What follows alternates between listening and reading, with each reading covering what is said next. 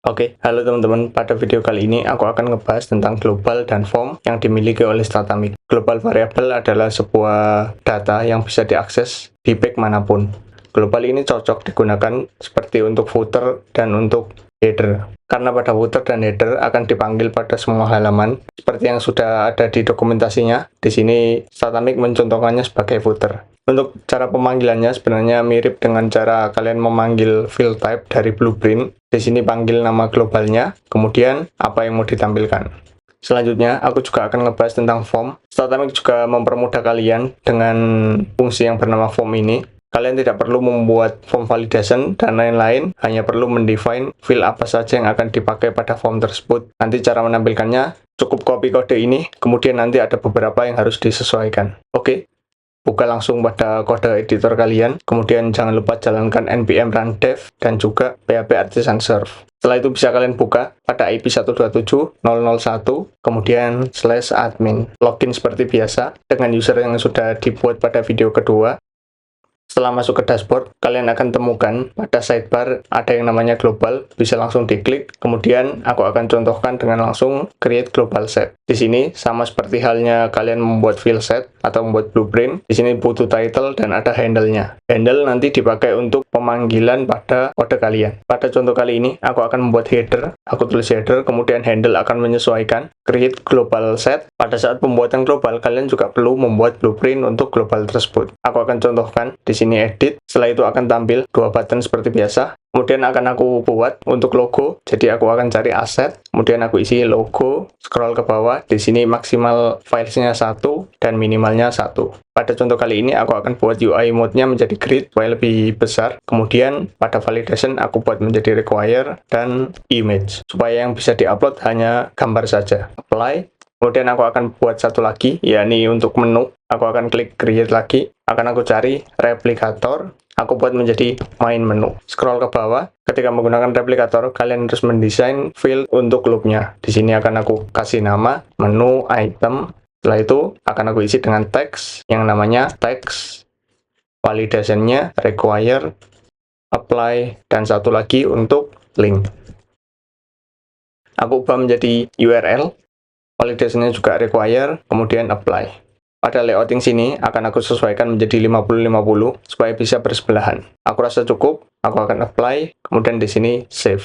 Oke, aku akan membuat global satu lagi, yakni untuk footer. Bisa diklik global, kemudian create, dan title-nya menjadi footer. Create, edit blueprint, dan pada footer, aku hanya ingin ada copyright. Jadi aku buat menjadi text, aku isi dengan copyright. Validation-nya menjadi require, apply, dan save. Oke, cukup. Kali ini bagaimana cara mengisi global variable yang sudah dibuat. Caranya juga mudah. Kalian bisa klik global. Di sini akan ada list global yang sudah berhasil dibuat. Ada header dan ada footer. Bisa langsung diklik dan kalian bisa isi di sini. Untuk logo, aku bisa klik browse. Kemudian aku akan upload dari komputer. Aku pilih logo Lorem Ipsum ini. Kemudian open dan akan masuk ke sini. Pada bagian main menu, karena ini replikator, jadi aku klik plus, kemudian menunya beranda, URL-nya menjadi slash karena beranda, kemudian yang kedua, about us. Untuk URL ini kalian bisa atur sesuaikan dengan slug yang kalian miliki pada collection page. Karena slug dari page about us adalah about us, maka di sini akan aku set menjadi about us. Satu lagi, contact us /contact us. Oke, cukup. Save. Pada bagian footer, kalian bisa langsung klik pada sidebar, global, footer, copyright akan aku isi menjadi Statamic Project Copyright. Bebas kalian mau isi apapun, di sini aku akan save. Setelah itu, bagaimana cara mengaksesnya? Aku akan buka dulu di collection, kemudian page, home, dan visit URL. Aku ingin menampilkan navbar di sini yang datanya berasal dari global tadi. Bagaimana caranya? Kalian boleh masuk ke kodenya lagi. Kemudian karena aku ingin menggunakan global ini pada semua halaman, jadi aku akan akses pada layout. Kenapa menggunakan layout? Karena layout ini dipanggil pada semua halaman. Jadi nanti kalian tidak perlu memanggil global itu terus-menerus ketika membuat halaman baru. Pada contoh kali ini aku akan taruh di bawahnya body, bisa di enter, kemudian titik, enter untuk membuat div. Aku akan atur tingginya dengan H, atur menjadi 80 pixel, kemudian flex justify between, supaya nanti saling berjauhan. Kemudian di bawahnya aku akan tampilkan logonya.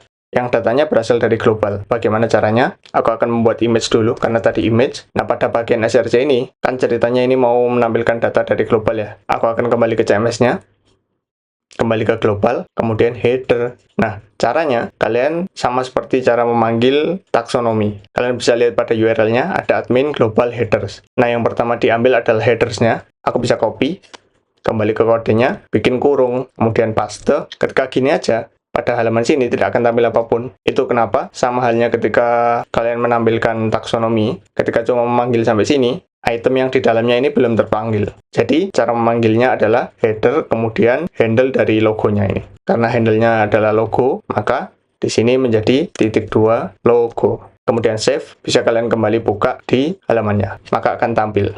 Aku akan masukkan menjadi kontainer supaya bisa rapi. Kembali ke kodenya, pada bagian sini menjadi kontainer MX Auto untuk posisinya menjadi di tengah. Nah, pada bagian kanan aku ingin menampilkan menunya. Caranya bagaimana? Di sini akan aku enter, kemudian membuat div baru. Aku akan kembali ke CMS-nya.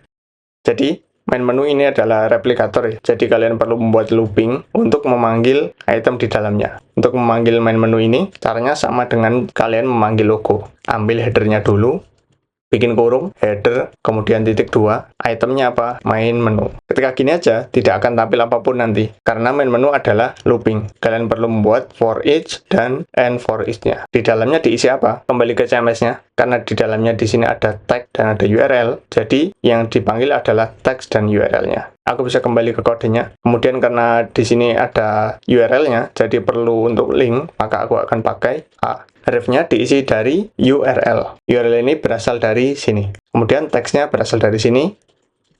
Bikin kurung lagi, teks. Supaya warnanya putih, aku akan rubah menjadi teks white. Kemudian aku akan bikin flex juga, supaya tidak menumpuk ke bawah. Dan aku kasih gap menjadi 3. Cukup bisa di-save, kembali ke halamannya. Maka di sini akan tampil beranda, about us, dan kontak us. Sama seperti pada bagian global headers yang ada di sini. Jika aku tambah satu lagi, contohnya menjadi history, karena di sini pack-nya aku tidak punya, aku isi dengan pagar saja, kemudian save. Aku tidak merubah kode apapun, aku bisa reload di sini, maka akan tampil history. Itu berarti header ini datanya sudah berasal dari global sini. Supaya lebih rapi lagi, aku akan sesuaikan menunya supaya di tengah ya. Kembali ke kodenya, bagaimana caranya? Karena di sini sudah flex, cara menengahkannya cukup mudah, yakni tinggal item, center. Kembali ke kodenya, maka akan tampil di sini. Kemudian pada bagian logo akan menjadi berantakan, akan aku sesuaikan lagi. Pada bagian image, akan aku kasih kelas, width-nya akan aku rubah menjadi 70 pixel saja, object content. Kembali ke sini, maka sudah rapi kembali. Jadi maksud dari ini adalah width-nya aku batasi hanya sampai 70 pixel saja, dan object content supaya semua kontennya tertampil dan tidak ada yang terpotong. Oke, pada bagian header sudah bisa. Sekarang aku akan lanjut pada bagian footer. Akan aku tampilkan di bawah sini. Bisa kembali ke kodenya, kemudian footer akan aku taruh di bawahnya div yang membungkus template konten. Aku akan enter, kemudian bikin titik untuk membuat div. Caranya juga sama. Jika dirasa lupa, kalian bisa kembali ke CMS-nya, kemudian akses di global footer, copy bagian sini, dan hafalkan handle-nya di sini ada copyright. Aku akan masukkan height-nya menjadi 80 pixel dengan background yellow 200 supaya terlihat lebih kontras. Kemudian bikin kurung, karena isinya cuma copyright aja, aku rasa cukup seperti ini saja. Paste, apa item di dalamnya? Copyright. Bisa kalian save, kemudian kembali ke halamannya. Reload. Maka di sini akan tampil Tatamic Project Copyright. Akan aku buat menjadi kontainer juga supaya di tengah. Kembali ke kodenya, kontainer MX Auto. Kemudian supaya teksnya menjadi di tengah-tengah, tidak di atas, aku akan buat menjadi flex juga, flex item center. Kembali ke halaman websitenya, di sini sudah benar. Nah, biasanya di footer kan ada date ya. Bagaimana cara menampilkan date-nya? Kalian sebenarnya bisa di sini membuat seperti ini. 2025. Namun ketika kalian membuat seperti ini kan tidak dinamis ya. Jadi nanti per tahun kalian perlu menyesuaikannya. Bagaimana supaya dinamis dan tahunnya menyesuaikan dengan tahun yang sekarang. Kembali ke kodenya. Aku akan buat kurung, kemudian date. Bisa kembali ke halaman websitenya, kemudian turun. Pada bagian sini, date-nya kenapa belum tampil? Karena Statamic tidak mengetahuinya ya, apa yang ingin ditampilkan. Kalian bisa tambahkan spasi, kemudian format, apa yang mau ditampilkan. Karena aku mau menampilkan tahun saja, maka aku akan buat menjadi Y. Formattingnya ini sesuai dengan formatting yang dimiliki oleh PHP. Bisa kembali ke halaman websitenya, dan di sini sudah tampil. Oke, sampai sini kalian berarti sudah bisa mengimplementasikan global untuk header dan footer. Jika tampilannya seperti ini, berarti kalian sudah berhasil. Selanjutnya, aku akan coba klik About Us. Di sini ternyata 404, berarti aku salah menaruh slug-nya. Bisa aku kunjungi lagi ke Collection, Page, kemudian di sini ada About Us. Bisa aku klik, dan ternyata slug-nya adalah contoh 1. Aku akan rubah menjadi About Us. Save and Publish, kemudian bisa reload kembali. Sekarang sudah bisa. Aku akan klik kembali ke beranda, kemudian About Us. Sudah tampil. Pada bagian kontak, ternyata juga masih 404. Aku bisa kembali ke CMS-nya lagi, kemudian kembali ke page. Di sini ada kontak, ternyata slug-nya hanya kontak saja. Aku akan sesuaikan menjadi kontak as. Save and Publish, kembali ke websitenya, reload. Maka di sini sudah tampil page kontak. Beranda, About Us, kontak. Sudah berhasil. Kemudian aku rasa history ini karena tidak perlu, aku bisa kembali ke global, header. Di sini akan aku matikan saja. Ketika fungsi ini dimatikan, meskipun ini tidak dihapus, maka nanti di sini juga akan hilang. Bisa aku reload dan hilang. Sudah berhasil.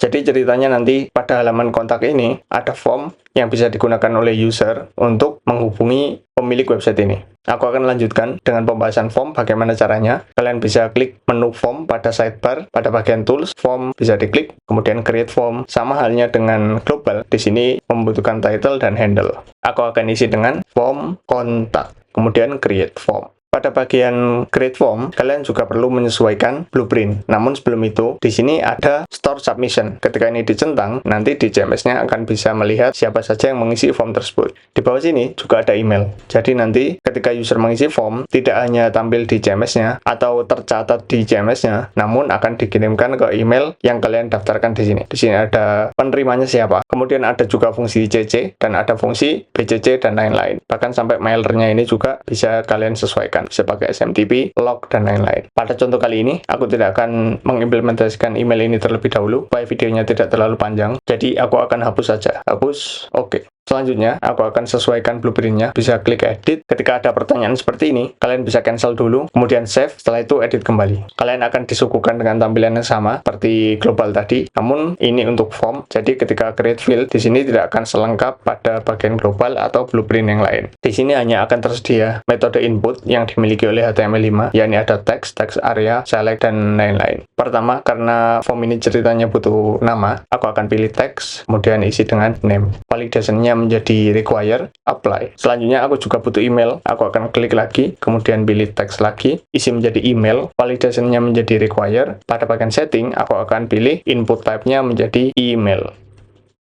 Kalian juga bisa sesuaikan placeholder atau default value-nya, namun aku tidak akan mengisi itu. Apply. Kemudian satu lagi, untuk message, aku akan klik, kemudian aku akan menggunakan text area menjadi message. Validation-nya menjadi require, apply. Cukup 3 field ini aja, kemudian save. Sekarang, ceritanya aku akan menampilkan pada page kontak ini. Cara menampilkannya bagaimana? Aku akan kembali ke dokumentasinya. Kemudian kalian bisa scroll ke bawah pada bagian the template ini. Nanti juga akan aku sertakan di kolom deskripsi. Ini bisa langsung di copy semua sampai bagian tutup formnya. Setelah itu, kembali ke kode kalian. Karena tadi adalah page kontak dan template-nya berada pada page. Jadi aku akan cari yang ada di dalam resource, view, page. Di sini ada kontak.antlers.php. Kemudian aku akan membuat div baru dengan cara titik. Aku akan buat menjadi container supaya di tengah mx auto, supaya lebih rapi juga. Aku akan kasih background menjadi putih, bg white. Di bawah sini kalian bisa paste kode yang tadi. Jika hanya seperti ini, maka tidak akan tampil apapun karena formnya belum diubah. Di sini adalah super fans. Kita tidak punya form super fans. Di sini yang dipanggil adalah handle dari form yang sudah kalian buat. Cara tahu handle-nya apa? Kalian bisa kembali ke CMS-nya lagi. Pastikan masuk ke dalam form, kemudian klik form kontak atau form apapun yang kalian buat tadi. Kemudian lihat lagi pada URL-nya, admin, form, dan form kontak. Ini adalah handle-nya. Bisa kalian copy, kembali ke kodenya super fans ini, diganti menjadi form kontak. Pastikan yang bawah juga kalian ganti ya. Jika sudah, bisa di save, kembali ke website kalian. Maka di sini sudah tampil name, email, dan message. Sama seperti yang kalian buat pada bagian form sini tadi. Namun bagaimana caranya jika misal ada yang terlupa fieldnya? Di sini kan hanya ada name, email, dan message. Jika aku ingin menambah yang baru, bagaimana caranya? Caranya, kalian bisa kembali ke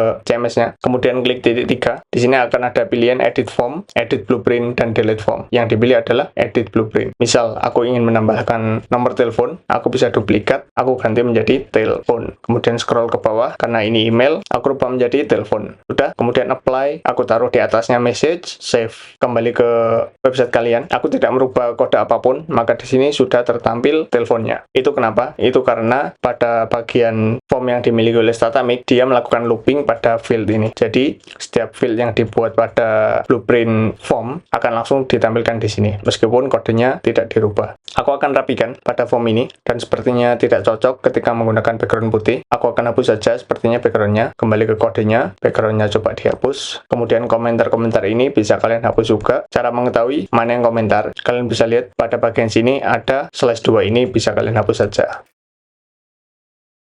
Oke, button submit-nya aku akan rubah supaya lebih menarik. Aku rubah background-nya menjadi merah, BG red 800, kemudian text white, dan aku kasih padding 3, rounded MD. Oke, sudah bisa kembali ke halamannya. Maka di sini sudah sesuai. Ada name, email, telepon, dan message. Ketika aku coba klik submit, maka tidak akan bisa, karena tadi required. Kenapa halaman ini menjadi hitam? Itu karena Statamik menyesuaikan dengan dark mode. Bagaimana jika aku tidak ingin itu terjadi? Aku ingin halaman website ini menjadi putih terus. Caranya, kalian bisa kembali ke layout, dan pada bagian body, kelasnya bisa kalian hapus semua. Setelah itu, kembali ke halamannya. Maka di sini akan menjadi putih, dan tidak akan terpengaruh oleh dark mode pada komputer kalian. Oke, sekarang aku akan contohkan isi form ini. Name-nya menjadi Fajrian, emailnya aku akan isi juga, teleponnya, dan message-nya aku akan isi menjadi hello saja. Bisa disubmit, submit sudah berhasil. Kalian juga bisa custom tampilan dari pesan sukses ini. Caranya bagaimana? Bisa kembali ke text editor kalian, kemudian pastikan di back contact. Di sini ada if sukses dan if error. Pada bagian sini bisa kalian sesuaikan kelasnya sesuai dengan kreativitas kalian. Namun pada contoh kali ini aku akan biarkan saja. Karena tadi sudah berhasil, harusnya pada bagian CMS datanya sudah masuk. Mari kita cek bersama-sama. Akses pada tools, form kontak. Maka akan tampil data satu ini. Default dari form Statamik hanya akan ada tanggal seperti ini saja. Bagaimana jika aku ingin menampilkan data yang lain di sini supaya tidak hanya tanggal seperti ini dan lebih informatif? Caranya, kalian bisa klik di kanannya search, kemudian pilih saja apa value yang ingin ditampilkan. Aku akan menampilkan email, nama, dan telepon. Akan aku sesuaikan juga urutannya, date menjadi terakhir, kemudian save.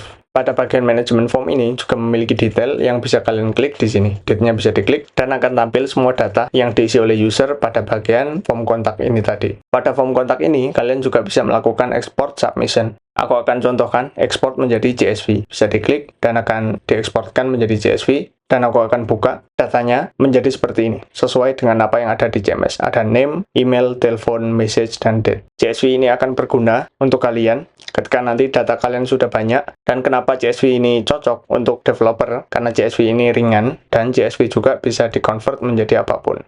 Oke, cukup sekian pada video kali ini. Pada video selanjutnya, aku akan tunjukkan kepada kalian bagaimana cara mengcustom tulisan Statamik di sini dan berbagai hal lainnya terkait dengan customize CMS Statamik ini. Seperti pada bagian login ini. Di sini mungkin nanti akan aku rubah menjadi logo dan aku akan tambahkan reCAPTCHA di bawah sini. Bagaimana caranya? Nantikan video selanjutnya dari aku. Terima kasih. Jika ada yang perlu didiskusikan atau ada masukan untuk aku, kalian bisa tinggalkan di kolom komentar.